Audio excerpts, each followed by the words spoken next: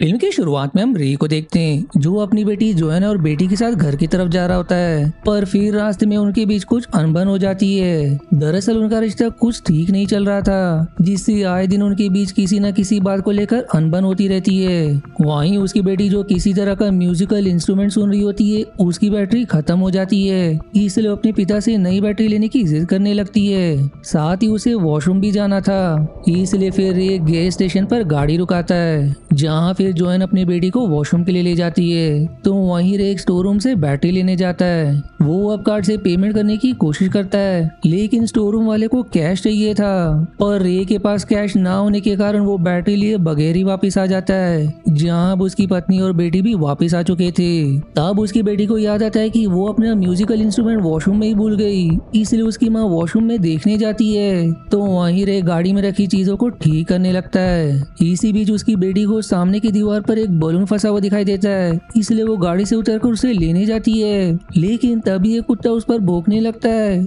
जो देख रे एक पत्थर फेंक कर उस कुत्ते को वहाँ से भगाने की कोशिश करता है, लेकिन इससे कुत्ता तो वहाँ से भाग जाता है। पर हड़बड़ी में उसकी बेटी नीचे गड्ढे में गिर जाती है और उसे बचाते हुए रे भी गड्ढे में गिर जाता है। पर अब सिर पत्थर में लगने के कारण वो वहीं बेहोश हो जाता है। फिर कुछ समय बाद जब रे को होश आता है तो वो देखता है कि उसकी पत्नी की गोद में उसकी बेटी है, जो काफी ज्यादा घायल हो चुकी है। वहीं रे भी पूरी तरह से सुन्न है, उसे कुछ समझ नहीं आता कि उसके आसपास क्या हो रहा है, इसलिए अब उसकी पत्नी उसे मारने लगती है ताकि वो होश में आ सके। पर रे उसे धक्का देकर अपनी बेटी के पास आता है, जहां उसकी बेटी का एक हाथ फ्रैक्चर हो चुका था, इसलिए अब रे तुरंत उसे कुछ माइल दूर एक हॉस्पिटल में लेकर आता है। साथ यहाँ पर उसकी और उसके पत्नी के बीच नाराजगी भी एकदम खत्म हो जाती है, जिसके बाद वो रिसेप्शनिस्ट से विनती करता है कि तुरंत उसकी बेटी को इमरजेंसी में शिफ्ट करे, और रिसेप्शनिस्ट उसे इमरजेंसी में लेने से मना कर देती है। और फिर दूसरे वार्ड में शिफ्ट करवाकर रे से सवाल करती है कि आप अपनी बेटी का कौन सा ऑर्गन डोनेट करना चाहोगे। अब ये सुनकर रे तो एकदम हैरान हो जाता है और उसे साफ मना करके वहाँ से चला जाता है। वहीं अब एक डॉक्टर उसकी बेटी को चेक करने आता है और चेक करने के बाद उनसे कहता है कि आपकी बेटी का एक हाथ फ्रैक्चर हो गया है और हो सकता है कि ब्रेन इंजरीज भी आई हो, इसलिए उसका सीटी स्कैन करवाना होगा। इसलिए अब जोएन अपनी बेटी को तुरंत स्कैन के लिए लेकर चली जाती है। वहीं रे भी थोड़ा घायल और थका हुआ था, इसलिए वो कुछ देर आराम करने के लिए वहीं लेट जाता है। अब जब रे की आंखें खुलती है तब तक रात हो चुकी थी और हॉस्पिटल के सारे स्टाफ भी बदल चुके थे। इसलिए अब रे नए रिसेप्शनिस्ट से कहता है कि मेरी बेटी सीटी स्कैन के लिए गई थी, लेकिन अभी तक वापस नहीं आई, क्या आप बता सकते और कितना समय लगेगा। इस पर अब रिसेप्शनिस्ट चेक करके उसे बताती कि आपने जो नाम बताया उस नाम की कोई पेशेंट यहाँ है ही नहीं। जो सुनकर अब रे के एकदम होश उड़ जाते हैं, इसलिए वो उसे फिर से चेक करने को कहता है, लेकिन तब भी उसका जवाब वही होता है। तब वो उसे उस डॉक्टर को बुलाने को कहता है जिसने उसकी बेटी को चेक किया था, लेकिन उसकी भी शिफ्ट पूरी हो चुकी थी, इसलिए वो घर जा चुका था। तब रे को सुबह वाली रिसेप्शनिस्ट की बात याद आती है, जो ऑर्गन डोनेट करने की बात कह रही थी, जिससे वो एकदम घबरा जाता है और उसे शक होने लगता है कि जरूर यहाँ ऑर्गन्स की स्मगलिंग चलती है, इसलिए वो गुस्से में हॉस्पिटल वालों पर चिल्लाना शुरू कर देता है। तभी फिर वहाँ एक नर्स आती है जो मॉर्निंग में भी ड्यूटी पर थी और उसने रे, उसकी पत्नी और बेटी को हॉस्पिटल में आते हुए देखा था, इसलिए वो उसे अपनी पत्नी और बेटी के बारे में पूछता है, जिस पर वो एक हैरान करने वाली बात कहती है कि जब तुम सुबह में हॉस्पिटल आए थे तो तब तुम अकेले थे, तुम्हारे साथ कोई भी नहीं था, तुम दरअसल अपने सर की चोट दिखाने आए थे। अब नर्स की ऐसी बात सुनकर रे पूरी तरह से बेकाबू हो जाता है। उसे लगने लगता है कि हॉस्पिटल वालों ने उसकी पत्नी और बेटी को अगवा कर लिया ताकि उसका ऑर्गन निकाल सके। तब मजबूरन हॉस्पिटल वाले उसे बेहोशी का इंजेक्शन देकर स्टोर रूम में बंद कर देते हैं। पर कमरे में बंद रे अब भी होश में होता है और वो जैसे तैसे वहाँ से निकलकर हॉस्पिटल के बाहर आता है, जहाँ उसे दो पुलिस वाले भी दिखाई देते हैं, इसलिए वो उन्हें सब कुछ बता देता है कि किस तरह हॉस्पिटल वालों ने उसकी पत्नी और बेटी को गायब कर दिया।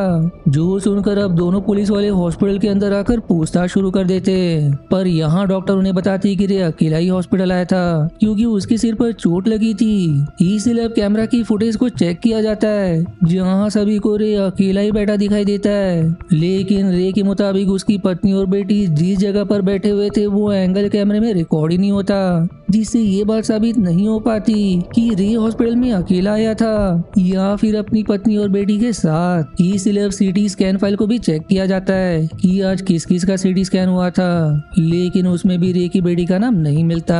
अब रे की ऐसी हालत देखकर हॉस्पिटल में एक साइकियाट्रिस्ट को बुलाया जाता है, जो रे से उसकी पत्नी और बेटी से जुड़े काफी सारे सवाल करती है। अब उनका जवाब देते देते रे के मुंह से उसकी पहली पत्नी का नाम निकल जाता है। जहां साइकियाट्रिस्ट उससे उसकी पहली पत्नी के बारे में पूछती है, जिस पर रे कहता है कि आज से 8 साल पहले एक कार दुर्घटना में उसकी पहली पत्नी की मृत्यु हो गई और मृत्यु के समय वो प्रेग्नेंट भी थी। रे की अब सारी बातों को सुनने के बाद और हॉस्पिटल से जो भी सबूत मिले थे उसके आधार पर साइकियाट्रिस्ट और बाकी सब इस नतीजे पर पहुंचते हैं कि रे अपने मन से कोई कहानी बना रहा है, जहां उसके पहले पत्नी की मृत्यु का सदमा अब तक उसके दिमाग से नहीं निकला है। इसलिए वो मनगढ़ंत कहानी बनाकर हॉस्पिटल वालों पर आरोप लगा रहा है, जबकि सच ये है कि वो अकेला ही हॉस्पिटल आया था। पर रे इस बात को मानने के लिए तैयार नहीं होता, इसलिए पुलिस वालों को मनाने की कोशिश करता है कि आप लोग मेरे साथ उस जगह चलो जहां ये हादसा हुआ था। इसलिए पुलिस वाले वहां जाने के लिए भी मान जाते। अब सभी उस जगह पहुंचते जहां रे की बेटी गिरी थी। तब वहां उन्हें बहुत सारा खून दिखाई देता है, जबकि हादसे के समय वहां खून नहीं था। ये देखकर पुलिस को लगता है कि रे ने अपनी पत्नी और बेटी को मार दिया, इसलिए तुरंत उसे गिरफ्तार कर लिया जाता है। फिर कुछ समय बाद साइकियाट्रिस्ट फिर से उसे सवाल करती है कि आखिर तुम्हारी बेटी गड्ढे में कैसे गिरी। इस पर रे सब कुछ बता देता है कि कैसे कुत्ते को भगाने के कारण हड़बड़ी में उसकी बेटी नीचे गिर गई। लेकिन तब भी साइकियाट्रिस्ट को उसकी बातों पर भरोसा नहीं होता और उसे दिमागी तौर पर ठीक ना बताकर वहां से जाने लगती है। और तब गुस्से में रे पुलिस की गन छीनकर सभी पर तान देता है और गैस स्टेशन में उन्हें बंद करके तुरंत हॉस्पिटल आता है। अब रे डॉक्टर के कपड़े पहनकर बेसमेंट में आता है, जहाँ सीटी स्कैन होता है। वहीं उसे मॉर्निंग वाली रिसेप्शनिस्ट भी दिखाई देती है, जो अभी नर्स के कपड़े पहनी हुई थी, जो देखकर वो समझ जाता है कि यहाँ जरूर बहुत बड़ी गड़बड़ है। इसलिए वो तुरंत वहाँ मौजूद ऑपरेशन थिएटर के पास आता है, जहाँ उसे उसकी बेटी दिखाई देती है। साथ ही उसके चारों तरफ वही डॉक्टर्स खड़े होते जो सुबह से उसे पागल बनाने में लगे थे, और वो सभी उसकी बेटी की ऑर्गन्स निकालने की तैयारी कर रहे थे। ये देखकर अब री एकदम घबरा जाता है, इसलिए तुरंत अंदर आकर सभी पर गन तान देता है। वहीं उसकी पत्नी भी बेहोश पड़ी होती है, इसलिए वो उसे होश में लाने के बाद उन दोनों को व्हीलचेयर में बिठाकर वहाँ से ले जाने लगता है। लेकिन इससे पहले कि वहाँ से जा पाता डॉक्टर उसे धर लेते, पर तभी रे गोली चला देता है और गोली गैस सिलेंडर में लगने से वो फट जाता है, जिससे वहाँ मौजूद सारे डॉक्टर्स घायल हो जाते हैं। इसके बाद अब रे जैसे ही ऑपरेशन थिएटर के बाहर आता है, एक डॉक्टर उसका रास्ता रोकने की कोशिश करता है, लेकिन रे सीधे उसके पैर पर शूट कर देता है और फिर जैसे तैसे अपनी पत्नी और बेटी को हॉस्पिटल के बाहर लाकर गाड़ी में बिठा देता है, जहाँ रे के चेहरे पर एक संतुष्टि होती है कि उसने अपनी पत्नी और बेटी को बचा लिया। लेकिन जब वो गाड़ी के मिरर से अपनी पत्नी को देखता है तो वहाँ जोएन नहीं बल्कि एक पेशेंट होता है, जिसे वो ऑपरेशन थिएटर से उठा कर ले आया था। यानी कि वो जो कुछ भी अब तक देख रहा था सब उसकी इमेजिनेशन थी। सच्चाई तो ये है कि जब वो अपनी बेटी के साथ नीचे गिरा था तभी उसकी बेटी मर चुकी थी, और रे के सिर पर चोट लगने के कारण वो एकदम सुन्न हो गया था। और जोएन जब उसे होश में लाने के लिए मार रही थी तब उसने जोएन को ही धक्का दे दिया था, और धक्के के कारण वो वहां लगे लोहे के सरिये पर गिर गई थी, जिससे उसकी भी वहीं मृत्यु हो गई। रे ने तो बस कुछ ही पलों में अपनी पत्नी और बेटी को खो दिया था, और इसी सदमे की वजह से वो कुछ समय के लिए पूरी तरह से ब्लैंक हो गया था। जिसके बाद फिर उसने अपनी पत्नी और बेटी के शव को पीछे अपनी गाड़ी के ट्रंक में रख दिया था, और अभी उनके शव उसी ट्रंक में मौजूद है। दरअसल चंद पलों में उसके साथ जो कुछ भी हुआ उसके दिमाग ने वो सब कुछ भुला दिया जो वो देखना चाहता था, क्योंकि उसके दिमाग ने उसे वही दिखाया, जैसे कि हॉस्पिटल में उसके और जोएन के बीच नाराजगी का खत्म हो जाना।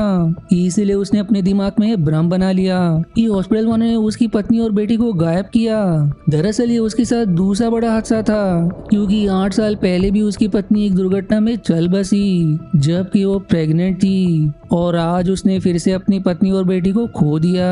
इसलिए उसका दिमाग चाहकर भी ये चीज नहीं मान रहा था कि उसकी पत्नी और बेटी अब नहीं रहे, और यही सब का उसके दिमाग पर गहरा असर हुआ। इसलिए उसका दिमाग उसे वही चीज दिखा रहा है जो वो देखना चाहता है। वो इस बात से खुश तो होता है कि उसने अपनी पत्नी और बेटी को बचा लिया, जबकि सच्चाई कुछ और है। वहीं फिर रे अपनी बेटी का पसंदीदा गाना गाते वहां से चला जाता है, जिसी मिक्स फीलिंग के साथ ये मूवी यहीं समाप्त हो जाती है। आशा है आपको मेरी एक्सप्लेनेशन पसंद आई। यदि हाँ तो प्लीज वीडियो को लाइक करना और चैनल को सब्सक्राइब करके सपोर्ट करना ना भूलें। मिलते हैं अगले एक्सप्लेनेशन वीडियो में, तब तक के लिए धन्यवाद दोस्तों।